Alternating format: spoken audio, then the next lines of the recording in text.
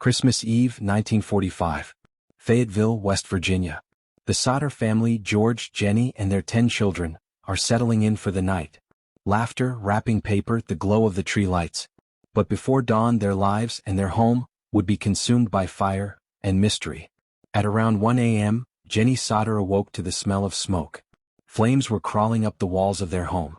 She and George managed to escape with 4 of their children, but 5 were trapped upstairs.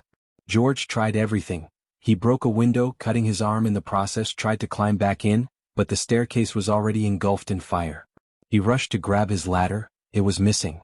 He tried to move his trucks to climb up to the windows, neither of them would start. Even the phone line to the house had been cut. What should have been a desperate rescue turned into chaos and confusion. Within 45 minutes, the Sodder home was gone. When firefighters finally arrived, hours later, they searched the ashes for any trace of the 5 missing children: Maurice, Martha, Louis, Jenny, and Betty. But no bones were found. No remains. Nothing. The fire should have left something behind: bone fragments, teeth, metal from bed springs, but there was nothing. Officials ruled the fire accidental, blaming faulty wiring. But George and Jenny couldn't accept that. Their house lights had still been on while the fire burned, and George had recently upgraded the wiring. Something didn't add up. The more they looked, the stranger things became. A man had come to their home weeks earlier, warning George that his house would go up in smoke someday, and that his children would be destroyed. Another man had tried to sell them life insurance, and got angry when George refused, telling him he'd regret it when his house burned and his children were gone. Even on the night of the fire, people reported seeing unusual things. A woman claimed she saw the missing children in a passing car watching the blaze. Another witness said she saw lights moving near the road like someone throwing balls of fire.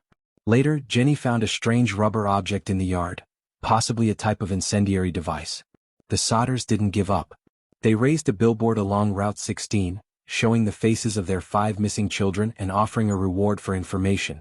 It stayed there for decades, a haunting symbol of unanswered questions.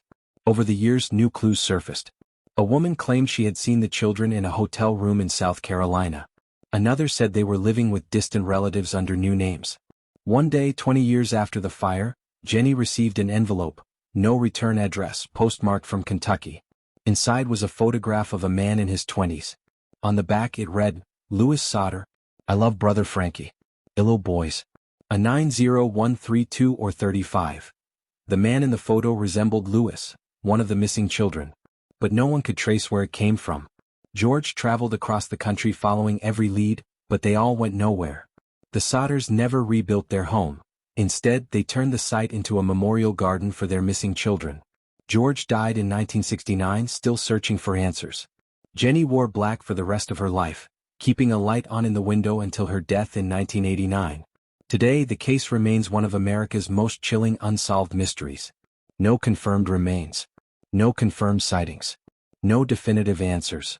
Did the children perish in the fire? Were they kidnapped? Or was it something darker? A cover-up? A crime? A conspiracy that reached farther than anyone imagined? The story of the Sodder children isn't just about tragedy, it's about a family's unbreakable belief that somewhere, somehow, their children were still alive. It's a story of faith, loss, and a mystery that refuses to die. Soft, somber music fades in, images of the billboard, the family portraits, and the ashes fade on screen. If this story moved you, remember to subscribe for more real-life mysteries and true history documentaries. And tell me, what do you think happened to the Sodder children?